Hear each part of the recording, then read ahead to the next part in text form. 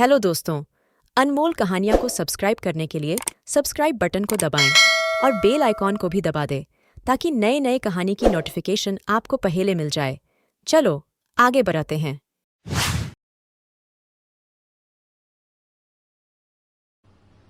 Kartik private company में sales manager था। उसके माता पिता, पत्नी मीरा, बहन राधा और 2 बच्चे हैं। एक दिन मीरा कहती है, कार्तिक, बच्चों के स्कूल में एनुअल फंक्शन के लिए 2000 जमा करने पड़ेंगे। अरे अभी कुछ दिन पहले ही तो 10,000 जमा किए थे ना। हाँ, वो तो फीस और प्रोजेक्ट के पैसे जमा किए थे। अभी तो अगले महीने एडमिशन फीस और किताबों के पैसे भी जमा करवाने पड़ेंगे। 40 से 50 हजार का खर्चा है। मीरा, इतनी तो सैलरी भी नहीं है मेरी, ऐसे कैसे काम चलेगा? तो मैं क्या करूं? बच्चे को सरकारी स्कूल में डाल दूं? मीरा, तुम जानती हो ना, मैं मुश्किल से 35 से 40 हजार ही कमा पाता हूँ। इस घर के खर्चे दिन ब दिन बढ़ते जा रहे हैं, थोड़ा कंट्रोल करो ना। क्या खाना और कपड़े पहनना भी बंद कर दूं? मैं ऐसा नहीं कह रहा हूँ मीरा। तुम जानती हो राधा का भी पोस्ट ग्रेजुएशन पूरा होने वाला है। घर के खर्चों के साथ उसकी शादी की जिम्मेदारी भी उठानी है। मेरे बच्चों की पढ़ाई से ज्यादा इम्पोर्टेंट राधा की शादी है, तो करो जो मन में आए। मैं बोझ लगती हूँ तो मैं बच्चों के साथ अपने मायके चली जाती हूँ। तुम्हारी सारी मुसीबतें ही खत्म हो जाएगी। मीरा, मुझसे बहस मत करो। सुबह सुबह ऑफिस जाने के टाइम पर ही कलेश करके दिन मत खराब करो। इतना बोलकर कार्तिक वहां से चला जाता है। तभी, कार्तिक बेटा, ऑफिस जा रहे हो? मेरी दवाइयाँ लेते आना। और बेटा, बिजली का भी बिल 2 महीने से जमा नहीं हुआ, इसे भी आज जमा करवा देना। जी पिताजी, लाइए बिजली का बिल। 4,600 रुपए बिजली का बिल आया है। माँ, मीरा, राधा, कितना ज्यादा बिल आया है। भैया, ये 2 महीने का बिल है और मैं तो सिर्फ फोन चार्ज करती हूँ। अरे बेटा, मैं तो गीजर से पानी गर्म करने के अलावा मेरे कमरे में एक पंखा और एक लाइट ही तो जलते हैं। मीरा, तो फिर इतना बिल कैसे आया? हाँ, सारा इल्जाम मेरे पर ही लगा दो ना। भाभी, आप भी तो एसी चलाती हो, उससे भी बिजली का बिल बहुत ज्यादा आता है ना। एसी मेरे मायके से आई है और वो भी अब सबकी आंखों में खटकने लगी है। मीरा, अपना मुंह बंद करो और आज के बाद तुम एसी नहीं चलाओगी। माँ, आप भी अपना पानी धूप में गर्म करके नहाया करो।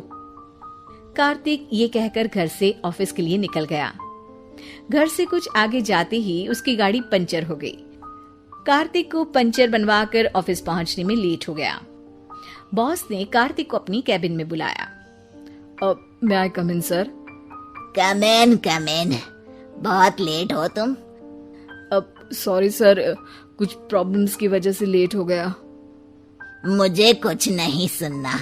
तुम्हारा टारगेट कंप्लीट हुआ? नो सर, अभी बाकी है। क्यों? सर, मार्केट में बहुत रिसेशन चल रहा है, बिजनेस कहीं से मिल नहीं पा रहा। मैं अपनी तरफ से पूरी कोशिश कर रहा हूँ सर।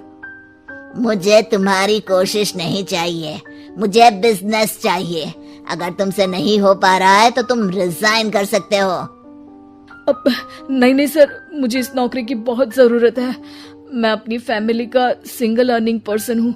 मेरी जॉब चली गई तो मेरी फैमिली प्रॉब्लम में आ जाएगी सर। इसका ख्याल तुम्हें रखना चाहिए। जाओ यहाँ से, और बिना बिजनेस लाए मुझे तुम अपना मुंह मत दिखाना। कार्तिक बिजनेस की तलाश में इधर से उधर कड़ी धूप में सारा दिन भटकता रहता है और थका हारा जब शाम को घर आया। बेटा, मेरी दवाई ले आए और बिजली का बिल भर दिया। अब दवाई लाना भूल गया पिताजी, और बिजली का बिल जल्दी भर दूंगा। पर बेटा, याद से भर देना, वरना बिजली वाले बिजली काट कर चले जाएंगे। लीजिए पानी। बच्चों के एनुअल फंक्शन के लिए स्कूल में जमा करने वाले पैसे लेकर आए? अभी सैलरी नहीं आई है मेरा, और अकाउंट में ज्यादा पैसे भी नहीं बचे हैं। तो क्या बच्चों को स्कूल भेजना बंद कर दूं? बच्चे अगर इस साल एनुअल फंक्शन नहीं अटेंड करेंगे तो कोई पहाड़ नहीं टूट पड़ेगा। और अब तुम मेरा दिमाग खाना बंद करो। अरे, आप मुझ पर क्यों चिल्ला रहे हैं? कार्तिक गुस्से में घर से बाहर चला जाता है। अब मीरा रोने लगती है। भाभी, आप रोइए मत, टेंशन लेने से कुछ नहीं होगा। पर राधा, घर के भी खर्चे हैं। कार्तिक के गुस्सा करने से घर के खर्चे नहीं पूरे होंगे। पर मीरा बेटा, लड़ाई करने से भी कोई समाधान नहीं मिलेगा, उल्टा घर का माहौल ही खराब होगा। पर मुझे लगता है हमें भी घर के खर्चों में हाथ बढ़ाना चाहिए। मुझे योगा सेंटर में जॉब का ऑफर मिला है, मैं कल से ही जॉब ज्वाइन कर लूंगी। वैसे तो मुझे भी सिलाई आती है, मैं भी लोगों के कपड़े सिलना शुरू कर देती हूँ। हाँ बेटा, मैं भी तुम्हारा घर के कामों में हाथ बटा दिया करूंगी और काज बटन लगाकर सिलाई करने में भी सहायता करूंगी।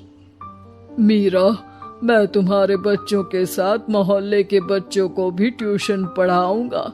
इसी बहाने मेरा टाइम पास भी हो जाएगा। इस तरह से अब घर के सभी सदस्यों के सहयोग से पैसों की समस्या दूर हो गई और सब खुश रहने लगे। इससे हमें सबक मिलता है कि एकता में कितनी ताकत होती है। Thanks for watching this video. Don't forget to subscribe to my channel and also like and share the video.